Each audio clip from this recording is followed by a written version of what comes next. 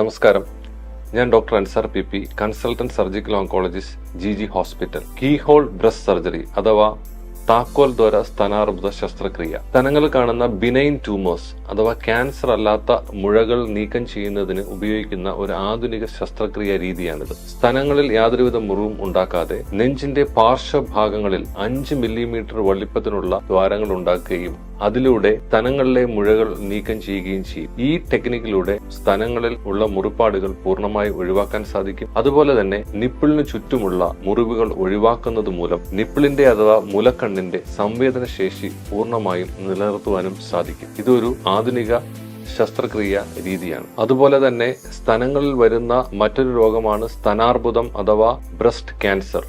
Breast cancer പൂർണ്ണമായും ചികിത്സിച്ച് മാറ്റാൻ പറ്റുന്ന ഒരു രോഗമാണ്. അത് അതിന്റെ പ്രാരംഭ ദശയിൽ തന്നെ കണ്ടെത്തുകയാണെങ്കിൽ.